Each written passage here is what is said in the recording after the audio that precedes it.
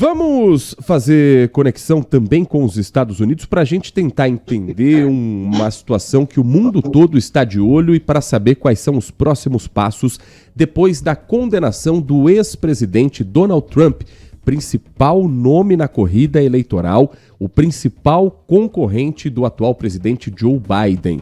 O Eduardo Barão traz para a gente uma reportagem mostrando, nas últimas horas, um aumento de discurso de ódio, exposição de alguns dos nomes ligados ao julgamento e essa incerteza jurídica que se tem nos Estados Unidos e no mundo todo, porque o que acontece nos Estados Unidos repercute no planeta inteiro.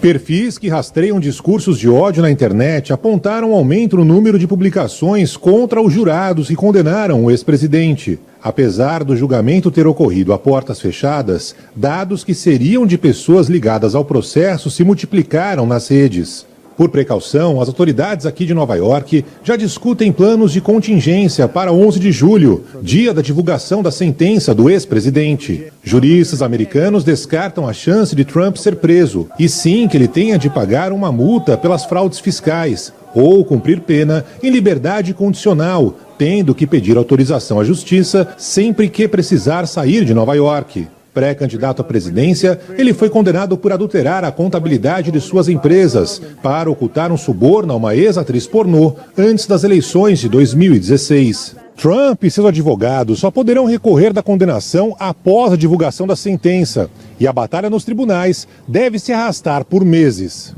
O ex-presidente terá um prazo de 30 dias para notificar o tribunal sobre o recurso. Em seguida, a defesa vai ter 6 meses para protocolar a revisão da pena. Se a condenação for mantida, os advogados do ex-presidente poderão recorrer ao Tribunal de Apelações, a corte mais alta de Nova York, composta por 7 juízes. Se o veredito persistir, restará ao empresário apelar à Suprema Corte em Washington. Especialistas entendem que se Trump levar o caso até o fim, a chance de se livrar da condenação é grande, já que o tribunal tem 6 juízes de perfil conservador, 3 deles indicados pelo ex-presidente. Nosso convidado nesta manhã de terça-feira, aqui no Manhã Bandeirantes, é o Dr. Daniel Toledo, advogado especialista em Direito Internacional, fundador da Toledo e Associados. Doutor Daniel, muito obrigado por atender o nosso convite. É um prazer ouvi-lo aqui na Rádio Bandeirantes Campinas. Muito obrigado, Heitor. É um prazer estar aqui com vocês. A pergunta que mais se faz nesse momento, acredito que seja com relação às regras eleitorais. Uma vez condenado, mesmo que não estando preso, mas com liberdade condicional, Donald Trump pode ser candidato a presidente da República e, se eleito, poderá exercer o cargo? Essa é uma pergunta que todo mundo tem feito, sim, e é importante a gente explicar. Sim, ele pode ser candidato, sim, ele pode ser eleito e sim, ele pode assumir o cargo. O grande problema aí que as pessoas vão ter, e eu acredito que nesse processo especificamente é uma chance muito pequena, é de ele ser preso com reclusão mesmo, não prisão domiciliar, né, mas preso com reclusão mesmo.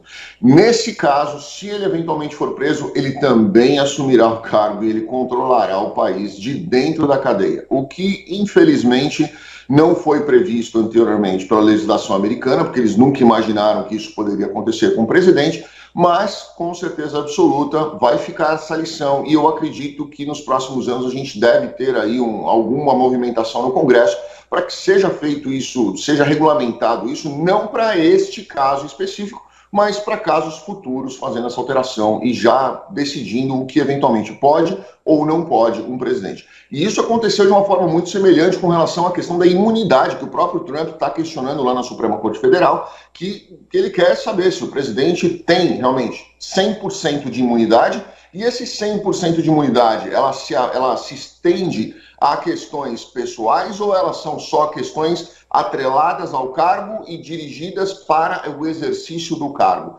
Essa é outra coisa também que é uma falha legal, é um buraco que ficou na lei aí, que hoje eles estão decidindo isso. Tiago Prudente, doutor Daniel Toledo, advogado especialista em Direito Internacional, conosco no Manhã Bandeirantes. Muito bom dia, doutor Daniel, muito obrigado pela participação aqui no Manhã Bandeirantes. Eu queria que o doutor explicasse, porque mais um desabafo. Ultimamente, a gente, quando acontecem casos como esse, surgem especialistas na internet de tudo quanto é jeito, né? Que o doutor explicasse a diferença. No Brasil, a gente tem uma legislação mais específica para assuntos eleitorais, assuntos da questão da perda dos direitos políticos, nas várias esferas. Queria que o doutor explicasse isso quanto à questão americana. E também eu vi uma discussão na imprensa americana falando sobre a questão da Constituição, que eles diziam o seguinte: nossa Constituição deixa muitas brechas para muitas questões. Ele fala, a falta de legislação em muitas situações deixam brechas enormes sobre o que pode ser feito. Qual que é a sua avaliação, doutor? Esse é um ponto que também os Estados Unidos vai ter que discutir, porque eu sempre vi que havia um antagonismo. No Brasil há muitas leis, nos Estados Unidos não há tantas leis assim para regulamentar, mas esse caso em específico escancarou essa situação?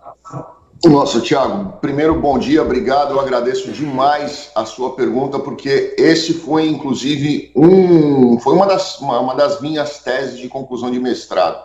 E eu venho batendo muito nessa questão, principalmente nesse ponto em que o Brasil tem um excesso de leis, e excesso de leis, excesso de regulamentação para conduta pessoal, demonstra, na minha forma de enxergar, um subdesenvolvimento muito grande daquela sociedade. Você precisar regulamentar, por exemplo, um estatuto do idoso, um estatuto da criança, você precisa criar uma lei específica para regulamentar a postura das pessoas com relação àquela pessoa, aquele outro cidadão, é uma demonstração de subdesenvolvimento muito grande. Você não precisa dizer para as pessoas que ele precisa respeitar o idoso. Se isso não vem da cultura e da educação, aí você precisa regulamentar. E se você tem tantas leis para regulamentar a conduta de uma determinada pessoa ou de um grupo de pessoas, isso demonstra que está faltando educação lá atrás. Desde a escola, como dentro de casa, valores e tudo mais. Então, eu tenho uma posição muito grande,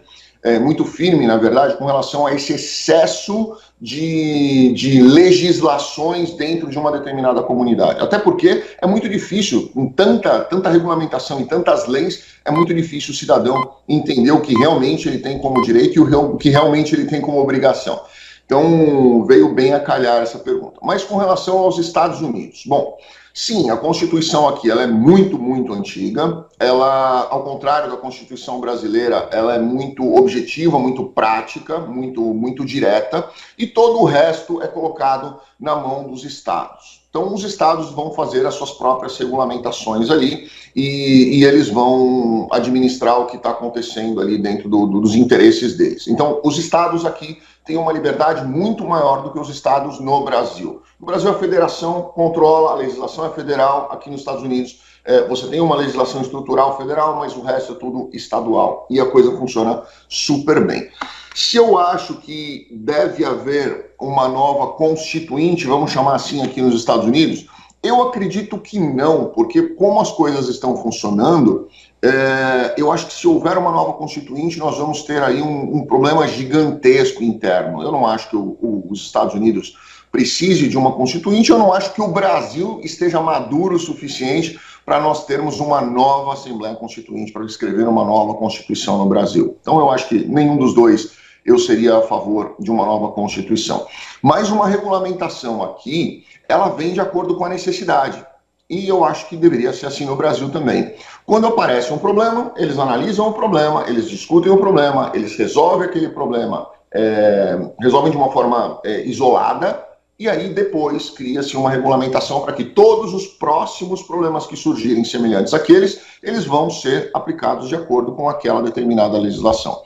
Então eu acredito que vai sim ter aí algum debate na Câmara, principalmente, não só na Câmara, mas também no Congresso inteiro, com relação a essa questão do Donald Trump. Isso já está sendo colocado ali.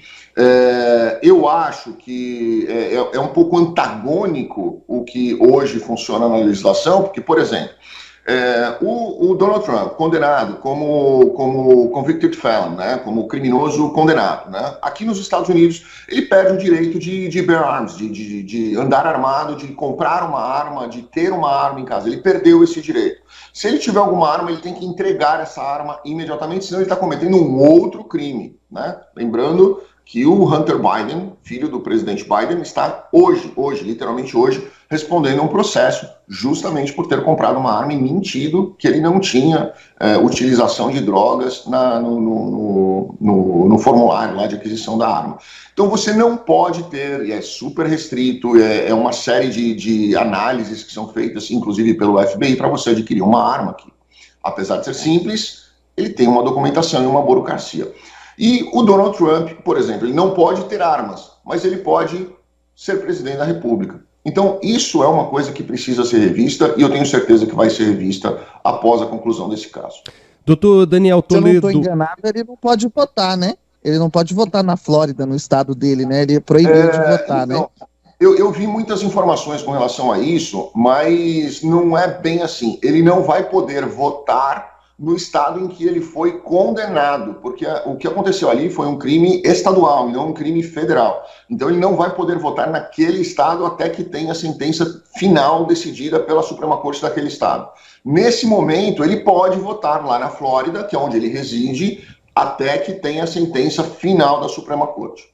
Doutor Daniel Toledo, a lei americana também prevê o perdão presidencial a pessoas que foram condenadas. Donald Trump, uma vez eleito, poderia usar essa lei para se auto-perdoar? Esse é um grande debate que existe aqui, né? E as pessoas estão questionando bastante disso e eu vou dizer para você que eu não tenho uma opinião formada sobre essa regulamentação, porque algumas correntes dizem que o presidente pode perdoar a qualquer pessoa, menos a ele mesmo ou pessoas diretamente ligadas a ele da sua família, por exemplo. E eu, de certa forma, concordo com isso, porque imagina que ele, como presidente, ele resolva, sei lá, encontrou a esposa dele traindo, aí ele foi lá e deu um tiro na esposa e no amante dela, né? Ele pode se perdoar disso?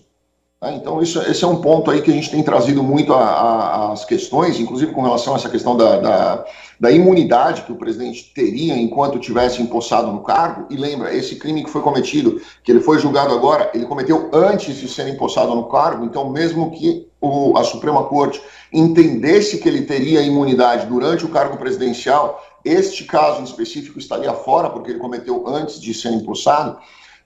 Essa questão do perdão presidencial, ela está sendo debatida aqui. Existem vários argumentos contra, vários argumentos a favor. Eu, particularmente, não tenho uma opinião formada, mas hoje, se fosse para eu votar, eu diria que não existe essa imunidade, essa possibilidade de um auto-perdão. Bom, perdão presidencial sempre dando polêmica. Aqui no Brasil, todo fim de ano gira uma polêmica em torno dessa questão. E aí um outro ponto que, não sei se o doutor poderia nos ajudar, no Brasil, por exemplo, o presidente pode ser preso se ele for pego em um crime em flagrante. Por exemplo, atirou em alguém, matou alguém, ele pode ser preso por causa desse crime. Mas os demais processos param na hora, quando ele é eleito presidente. Nos Estados Unidos é semelhante, porque o Trump tem uma série de processos que ele está respondendo, e aí, como é que funciona isso por aí? Se ele for eleito, esses processos param, continuam, ele pode ser condenado enquanto é presidente? Como é que funciona isso? É bem curioso isso. Eu vou colocar uma outra situação, né? Existem outros processos. Este processo específico, no qual ele respondeu agora e foi condenado, esse processo em específico, eu acredito que seja o mais simples de todos, né? Nós temos os outros processos que eu acredito que são muito mais graves, e um deles, inclusive, são os documentos sigilosos e secretos que foram encontrados na casa dele, que jamais poderiam ter saído de dentro da Casa Branca. E isso sim é um grande problema, principalmente pelo conteúdo daqueles documentos. Isso sim é um crime federal, isso é um crime contra os Estados Unidos, contra a segurança nacional, e isso sim pode dar muito problema. Mas o que acontece? Alguns desses processos, na verdade, eu acho que hoje são 7 processos que faltam ser julgados. alguns desses processos vão parar, porque esses processos estão abrangidos pela questão da imunidade presidencial, principalmente no caso que hoje está pendente na Suprema Corte Federal para julgar se ele tinha imunidade ou não. E aí nós vamos ver uma outra questão. E se for confirmado que ele tinha imunidade enquanto estava no cargo presidencial? Esse processo específico dos documentos secretos que foram encontrados lá em Mar-a-Lago. Quando ele tirou esses documentos, e esse é o processo, na minha opinião, é o processo mais sério, tá? Quando ele tirou esses documentos, ele estava empossado como presidente, porque senão ele não teria acesso a esses documentos. Então, quer dizer, quando ele tirou esses documentos, ele estava na posse, ou seja, ele estava na imunidade, mas o promotor vai entender que depois que ele perdeu a presidência, depois que ele saiu da presidência e ele voltou a ser um cidadão, nunca será mais um cidadão comum, né? Mas eles vão ter sempre o serviço secreto do lado deles e tudo mais. Isso é uma prerrogativa de todo ex-presidente. Mas a partir daquele momento, ele perdeu essa imunidade e ele deveria ter imediatamente devolvido os documentos, aí vai ficar uma grande incógnita se este processo, que é o mais sério, vai parar também, porque trata-se de um crime contra a segurança nacional, é um crime gravíssimo dentro dos Estados Unidos, mas quando ele cometeu, ele estava empossado como presidente. Esse é um ponto que a gente vai agora ter muito debate dentro dos Estados Unidos e vai ser muito bacana acompanhar isso para a gente ver como que vai se desdobrar. Dr. Daniel Toledo, advogado especializado em Direito Internacional, fundador da Toledo e Associados, nosso convidado hoje aqui no Manhã Bandeirantes, a quem agradecemos muito pelos esclarecimentos, espaço sempre aberto aqui na Rádio Bandeirantes Campinas para a gente falar sobre os temas internacionais. Foi um prazer ouvi-lo, doutor. Muito obrigado a vocês pelo convite, uma excelente tarde para vocês, obrigado.